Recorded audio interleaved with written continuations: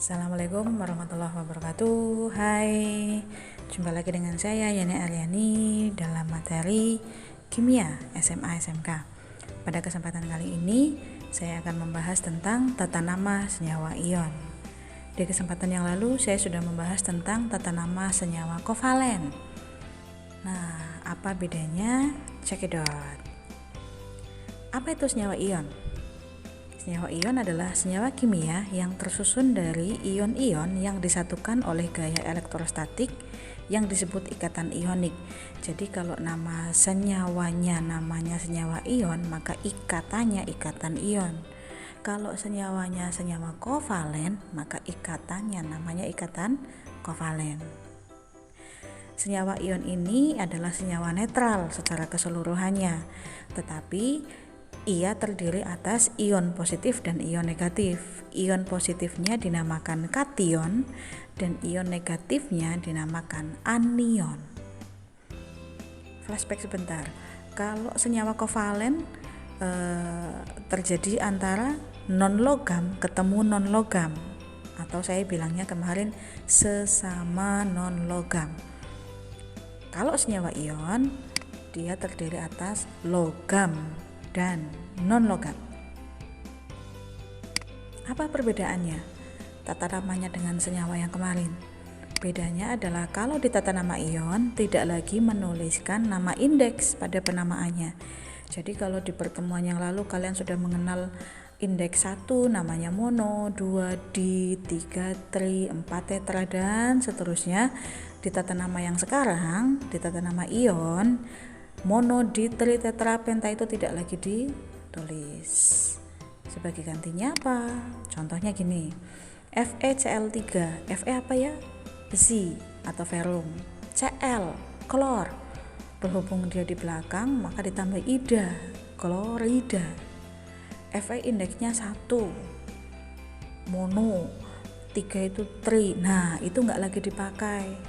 Kalau kalian langsung tiba-tiba ngasih nama FeCl3 itu adalah besi triklorida, maka itu adalah tata nama yang salah.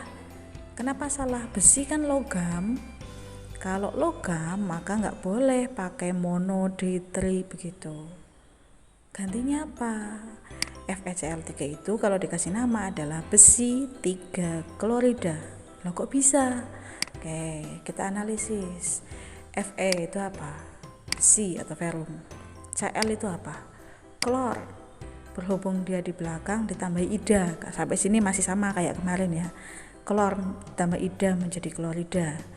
Kemudian angka 3 itu apa? Indeks. Indeksnya siapa? Indeksnya Cl. Tapi kalau untuk tata nama sekarang tidak lagi menggunakan tri.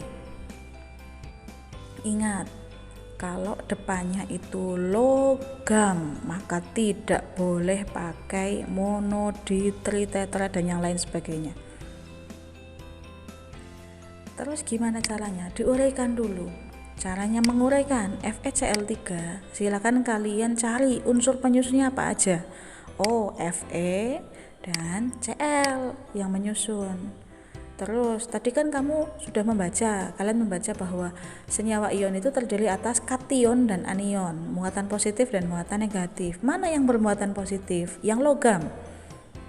Antara Fe dengan Cl siapa yang logam? Fe, maka dia bermuatan positif. Lawannya bermuatan negatif.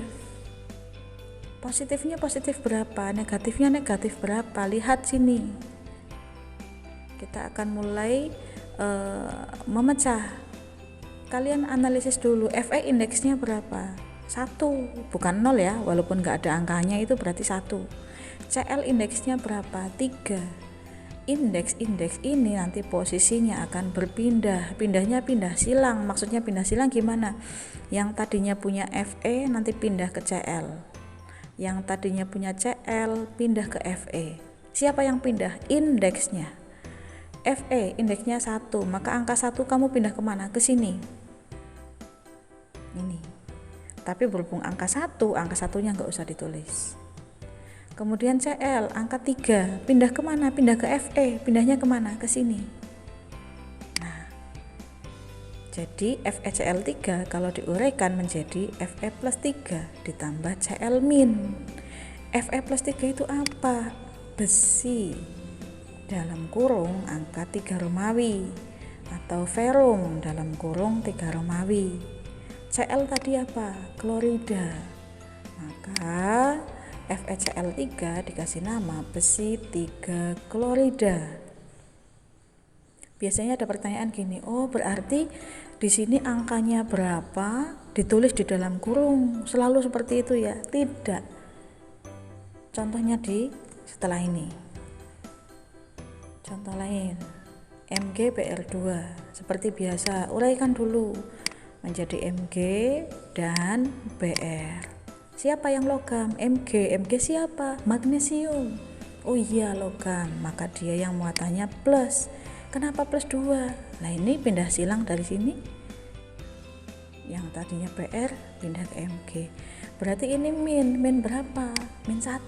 Kenapa 1? Lah ini kan indeksnya 1, pindah ke sini. Mg plus 2, maka dia dikasih nama magnesium dalam kurung 2 Romawi.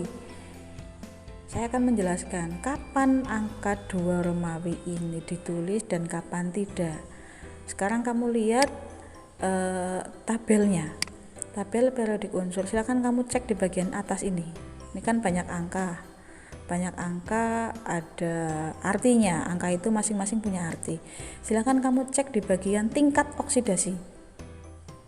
Masing-masing kotak ini, masing-masing unsur ini punya tingkat oksidasi yang berbeda. Ada yang angkanya cuma 1, ada yang angkanya 2, ada yang angkanya 3, dan yang lain sebagainya.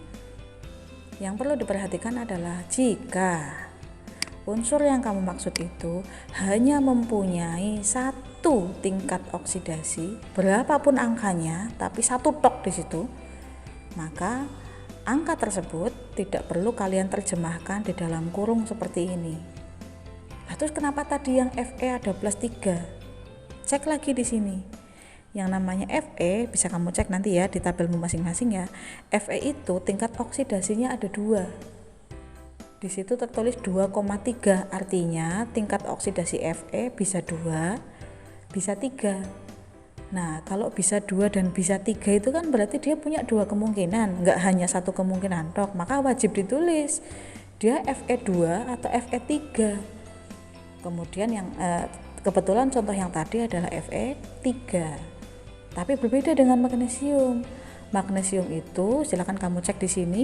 Magnesium itu ternyata dia hanya memiliki 1 tingkat oksidasi. Nilainya berapa? Nilainya 2. Dia hanya punya 1, yaitu 2. Mudah apa enggak? Dia hanya mempunyai 1 tingkat oksidasi. Berapa nilai tingkat oksidasinya? 2. Nah, kalau hanya mempunyai 1 saja, maka tanda kurung ini tidak perlu kalian tulis. Nama lengkapnya cukup magnesium bromida. Untuk lebih lancarnya, silakan kalian kerjakan latihan ini. Silakan dicoba. Kalau belum mudeng, videonya diulang lagi, buku catatnya dibuka lagi. Ini sengaja saya kasih kuncinya, biar kalian bisa mencocokkan betul atau tidak. Kalau jawabanmu ternyata tidak sama atau ada yang masih belum paham, silakan hubungi saya. Semoga bermanfaat. Sekian dulu, terima kasih. Assalamualaikum warahmatullahi wabarakatuh.